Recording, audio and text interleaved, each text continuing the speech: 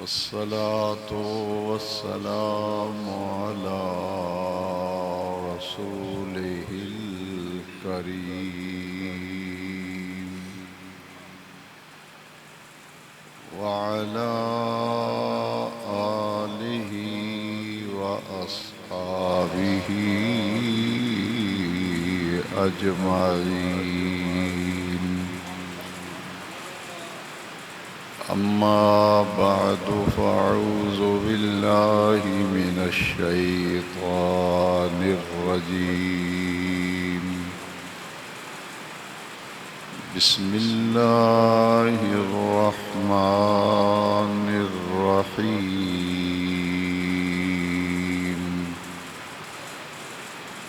إن الذين يؤذون الله ورسوله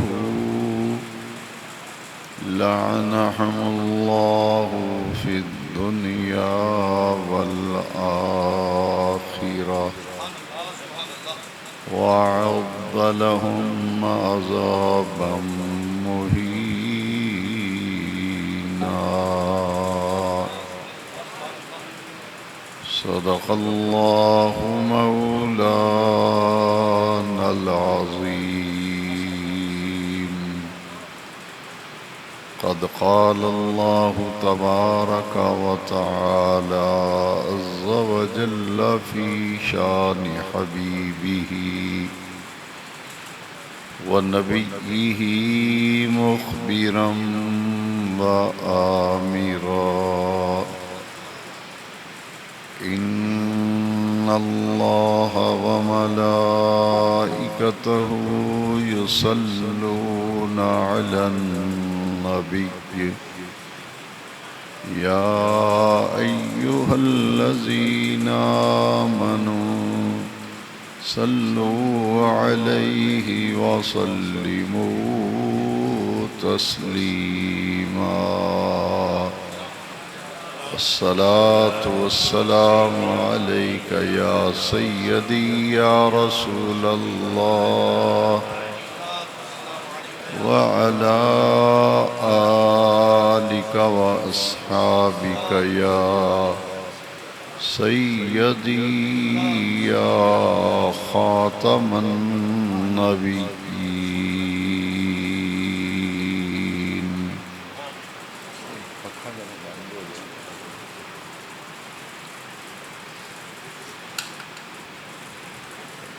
اللہ رب العزت کی حمد و ثنا اور اللہ رب العزت کے پیارے محبوب کریم رؤوف الرحیم صلی اللہ علیہ وسلم کی ذات اقدس پر ان گنت اور لا تعداد مرتبہ ہدیہ درود و سلام کے بعد سامعین محترم، یہ مبارک محفل اور یہ نورانی تقریب سعید گرامی مرتبت جناب منظور حسین صاحب نے بڑی عقیدت، محبت اور احترام کے ساتھ اہل بیت اطہار، شہدائے کربلا رضوان اللہ تعالی علیہم اجمعین، اور بالخصوص نواسۂ سید الابرار امام عالی مرتبت حضرت سیدنا امام حسین رضی اللہ تعالیٰ عنہ کی مقدس اور مبارک بارگاہ میں محبتوں، عقیدتوں کا خراج پیش کرنے کے لیے منعقد کی ہے۔ میری دعا ہے کہ اللہ رب العزت بانیان محفل کو، منتظمین محفل کو اس مبارک عمل کی جزائے خیر عطا فرمائے، اور آپ تمام عاشقان رسول محبان صحابہ و اہل بیت اس مبارک محفل میں ان پاک ہستیوں، ان مبارک شخصیات کا، ذوات مقدسہ کا ذکر سننے کے لیے جمع ہوئے ہیں۔ اللہ تبارک و تعالی تمام آنے والوں کو برکات دارین عطا فرمائے اور اس محفل کے فیوز و برکات سے اللہ سبحانہ و تعالی سب کو فیض یاب فرمائے۔ 10 محرم الحرام کو سن 61 ہجری میں ملک عراق کے شہر کوفہ کے بالکل قریب میدان کربلا میں ایک ایسا سانحہ پیش آیا جسے واقعہ کربلا کے نام سے ہر مسلمان جانتا اور پہچانتا ہے۔ یہ واقعہ کربلا، حادثہ کربلا، سانحہ کربلا، یہ 2 فلسفوں کی جنگ تھی اور 2 فکریں تھیں جن کا آپس میں ٹکراؤ ہوا۔ یہ 2 نظریات کی جنگ تھی۔ ایک طرف حسینیت تھی اور دوسری طرف یزیدیت تھی۔ یہ حق اور باطل کا معرکہ تھا۔ حق جو ہے وہ حسینیت کے شکل میں میدان کربلا میں نمودار ہوا اور باطل جو ہے اس نے یزیدیت کا روپ دھار لیا۔ یہ حق اور باطل کا، سچ اور جھوٹ کا معرکہ تھا جس میں میرے نبی کریم علیہ السلام کے خاندان، حضور کے مبارک خانوادے اہل بیت اطہار نے حق کی سربلندی کے لیے، اعلاء کلمت الحق کے لیے، دین کی بقا، دین کی سلامتی اور دین کے استحکام کے لیے عدیم المثال لازوال قربانیاں پیش کی۔ آپ نے سیدنا امام حسین رضی اللہ تعالیٰ عنہ اور آپ کے عظیم رفقا نے اپنی جانوں کا بھی نذرانہ پیش کر دیا اور جو کچھ ممکن تھا دین کو بچانے کے لیے آپ نے عظیم قربانیاں پیش کی، یہاں تک کہ 6 ماہ کے چھوٹے سے شہزادے کی قربانی پیش کی۔ 18 سال کا کڑیل جوان بیٹا جنہیں تاریخ میں سیدنا علی اکبر کے نام سے ذکر کیا گیا،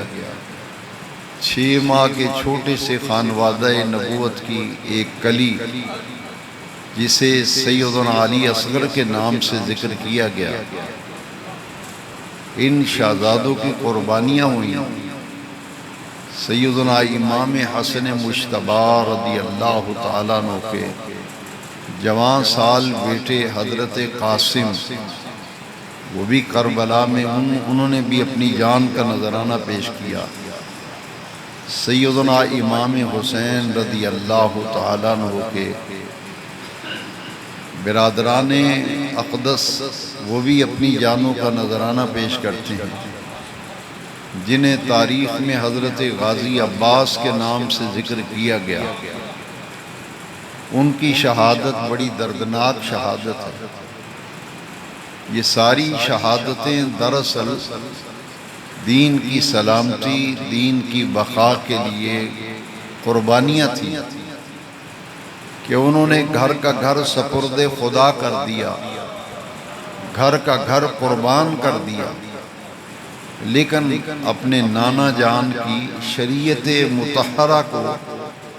اور نانا جان کے دین کو ہمیشہ ہمیشہ کے لیے زندہ و جاوید کر دیا، اور ان قربانیوں کے بدولت دین کو استحکام ملا، دین کو بقا ملی، دین کو سلامتی ملی۔ پورے واقعہ کربلا اور اس سانحہ کربلا، حادثہ کربلا کو اگر کوئی جاننا چاہے اور حقائق کربلا کو پہچاننا چاہے تو میں نہایت ذمہ داری سے علی وجہ البصیرت بڑے درد دل سے یہ عرض کروں گا کہ خواجہ خواجگان عطائے رسول فی الہند حضور غریب نواز خواجہ معین الدین حسن چشتی اجمیری سنجری رضی اللہ تعالیٰ عنہ نے پوری کربلا کی تاریخ کو اور پورے کربلا کے واقعے کو اپنی ایک ربائی کے اندر اس کی ساری حقیقت بیان کر دی، یہاں تک کہ اگر کوئی یہ سمجھنا چاہے کہ یہ کربلا میں کیوں شہادتیں ہوئیں،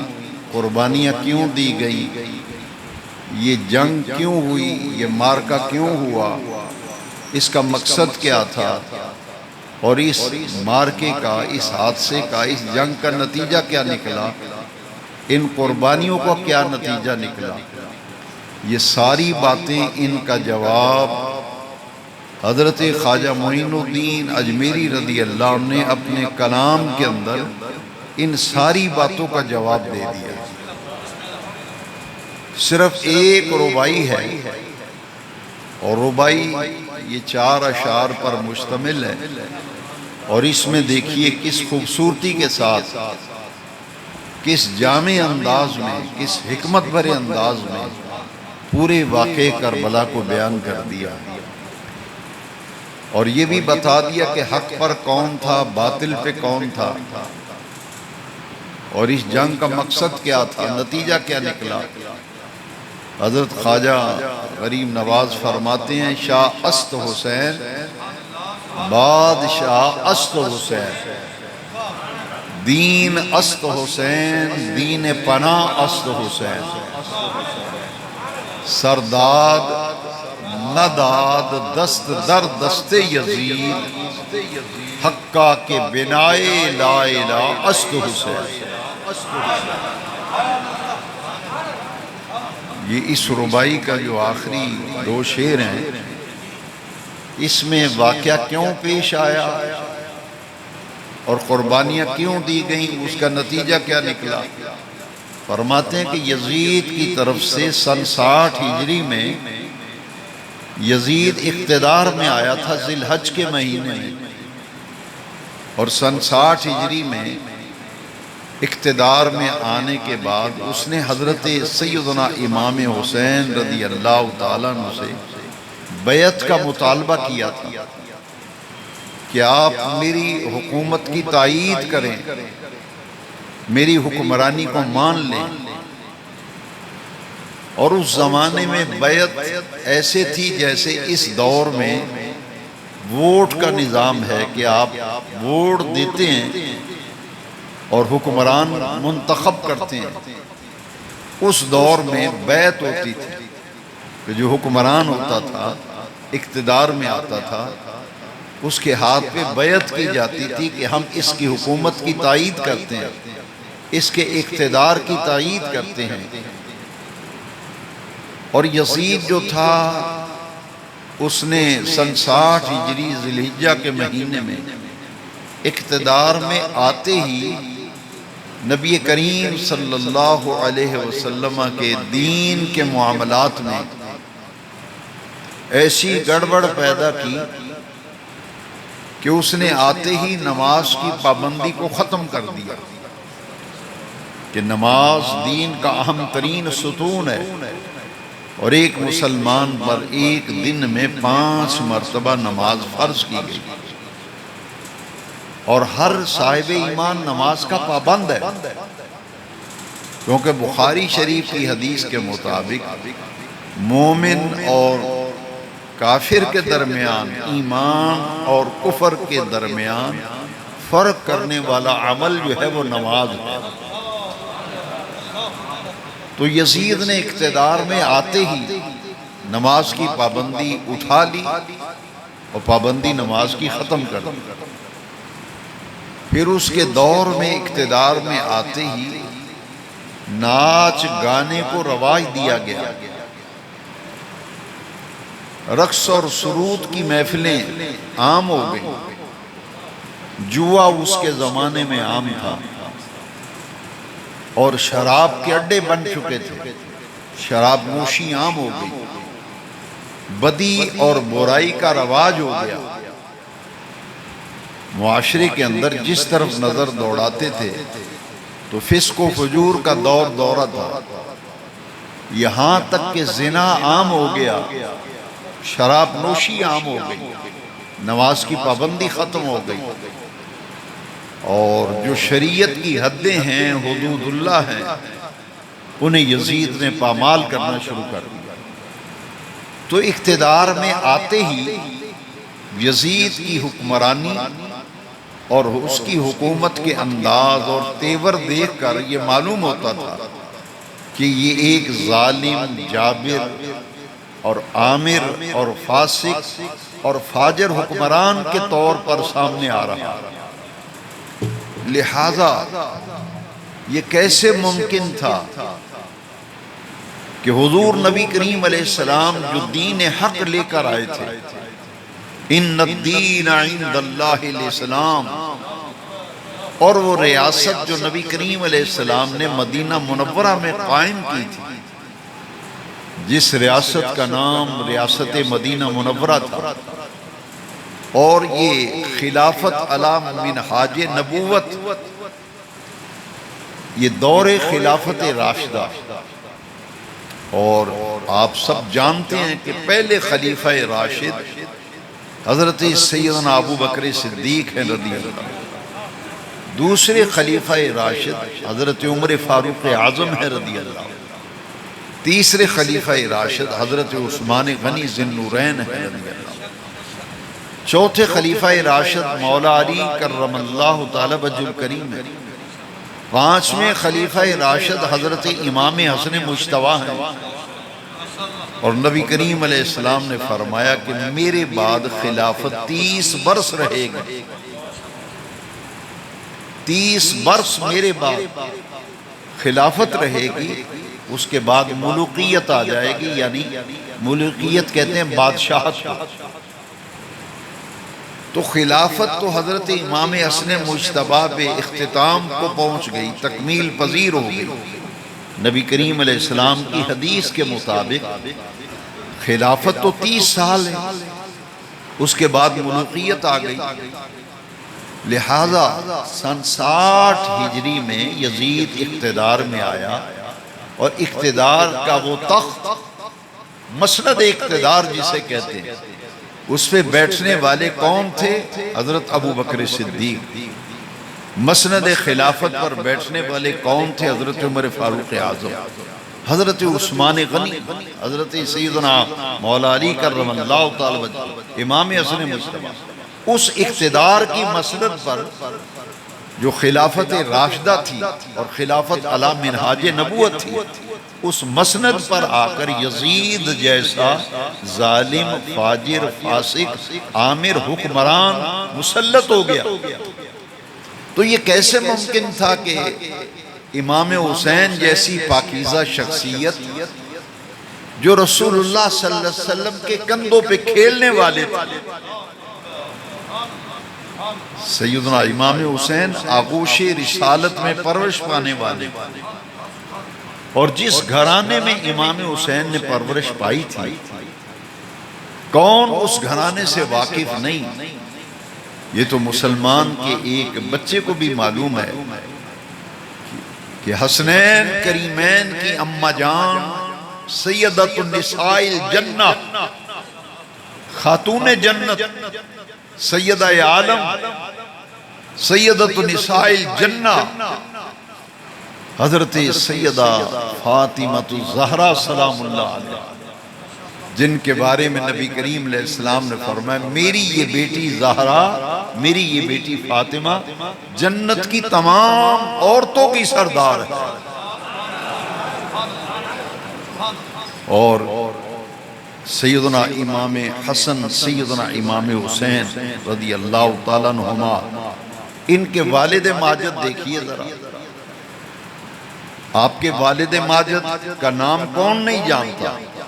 سیدنا علی المرتضیٰ کرم اللہ تعالیٰ۔ یہ مولا علی وہ ہیں جن کے متعلق نبی کریم علیہ السلام نے غدیر خم کے موقع پر سیدنا علی کا ہاتھ پکڑ کر حضور نے فضا میں بلند کیا۔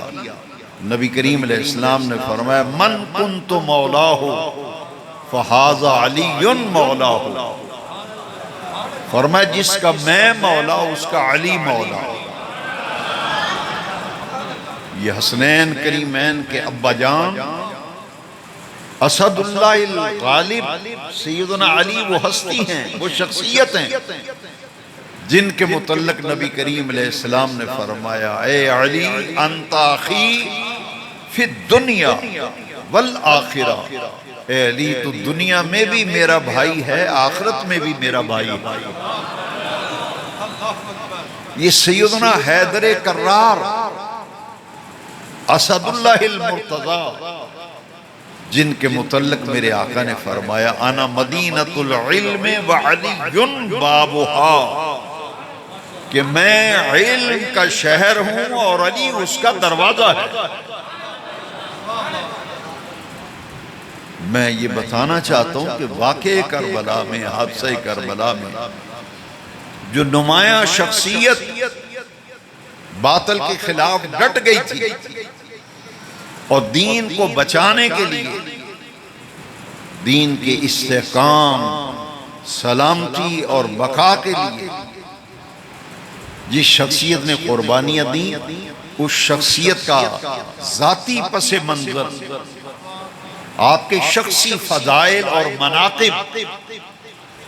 یہ جاننا اس دور میں ہر نوجوان کے لیے، ہر بزرگ کے لیے، ہر بچے کے لیے ضروری ہے کہ جن کے مقابلے میں یزید آیا، اس ہستی کا تعارف، ان کی پہچان۔ یہ گھرانہ بڑا عظیم ہے، یہ گھرانہ بڑا عظیم ہے، یہ گھرانہ بڑا برکتوں والا ہے کہ جس کی آغوش میں حسین نے پرورش پائی۔ ان کے نانا سید الانبیاء ہیں، سید المرسلین ہیں۔ حسنین کریمین کے نانا جان 1.25 لاکھ نبیوں کے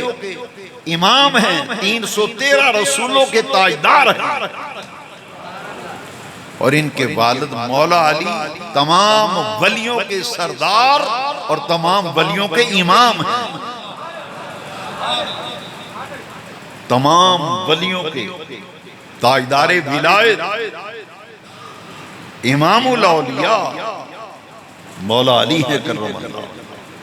تو رسول اللہ کی آغوش میں کھیلتے تھے امام حسن، امام حسین، حضور کے کندھوں پہ کھیلا کرتے تھے۔ یہ پیدا ہوئے، حسن پاک پیدا ہوئے، حسین پاک پیدا ہوئے۔ کسی کو گڑتی دادا دیتا ہے، کسی کو گڑتی نانا دیتا ہے، کسی کو گڑتی چچا دیتا ہے، ماموں دیتا ہے۔ اور آپ جانتے ہیں کہ حسنین کریمین جب پیدا ہوئے تو نبی کریم صلی اللہ علیہ وسلم نے اپنے لعاب دہن کی گھٹی انہیں عطا فرمائی۔ بچہ پیدا ہو، کسی کے کان میں اذان مسجد کا امام پڑھتا ہے،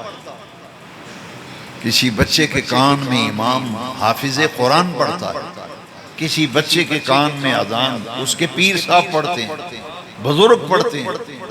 جانتے ہو کہ حسنین کریمین پیدا ہوئے، گڑتی بھی آمنہ کے لال نے دی، اور ان کے کان میں اذان بھی میرے نبی کریم علیہ السلام نے دی۔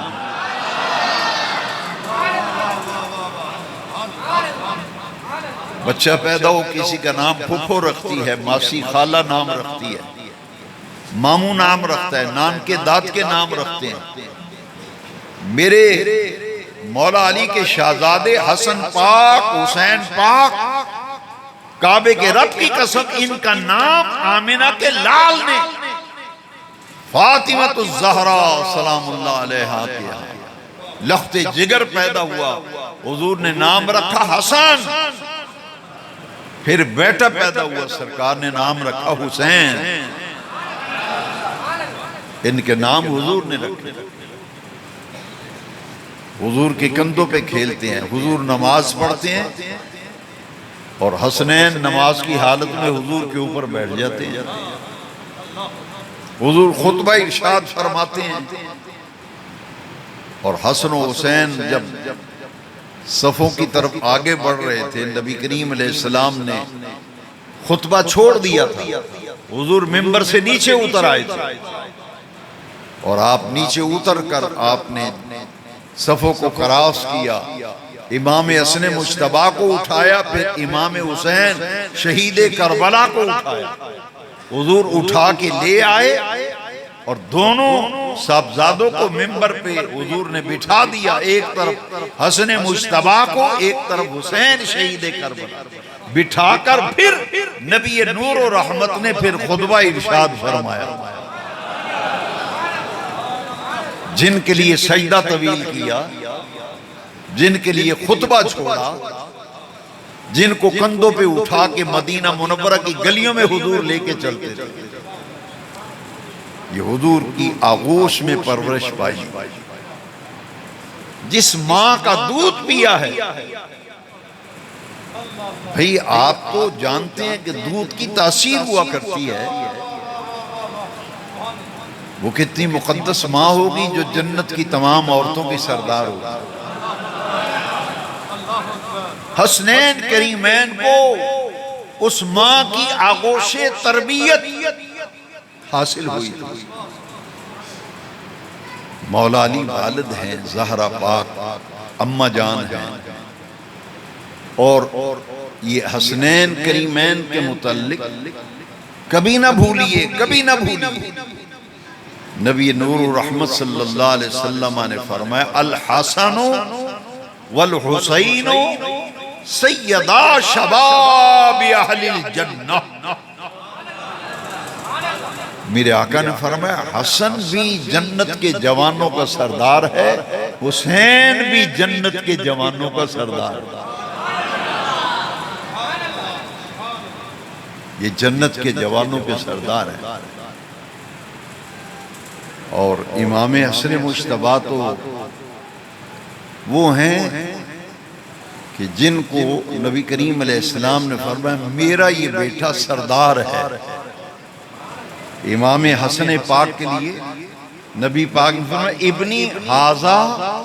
ابنی حاضہ سیدن، میرا یہ بیٹا سردار ہے، اور اس کے ذریعے سے اللہ تبارک و تعالی مسلمانوں کے دو گروہوں کے درمیان صلح کرائے گا۔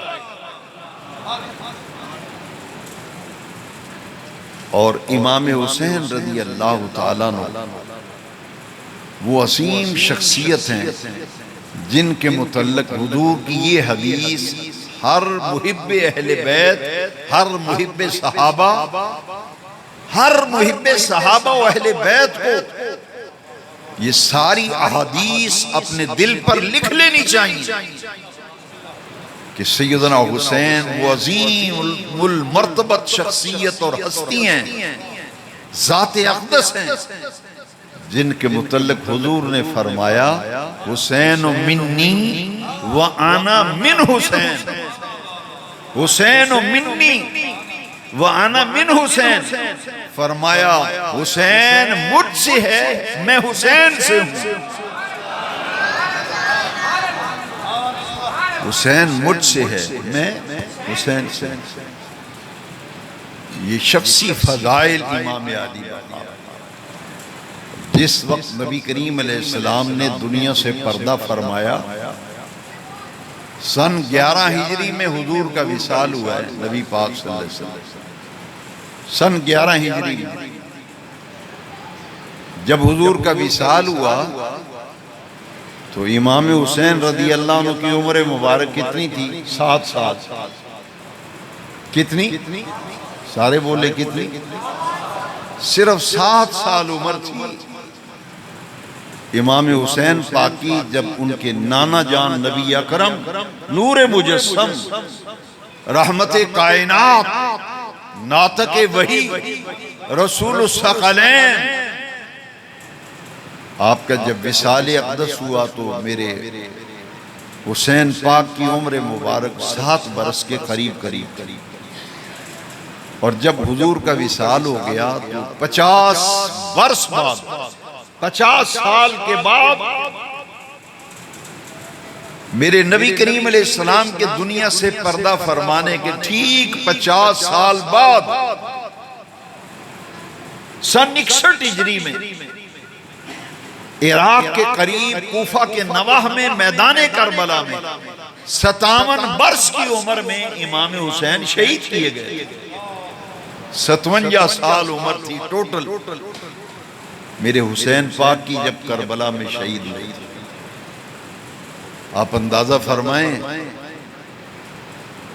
کہ نبی کریم رؤوف الرحیم صلی اللہ علیہ وسلم کے یہ نواسے سیدنا امام حسین رضی اللہ عنہ آپ کے شخصی فضائل میں عرض کر رہا ہوں،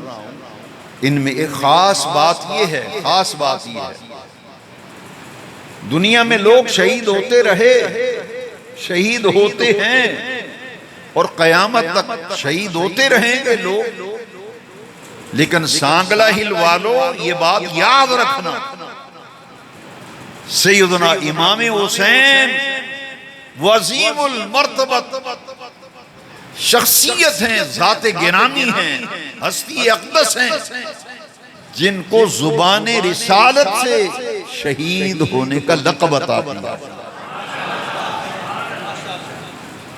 جس کی شہادت کی خبر نبی کریم دیں،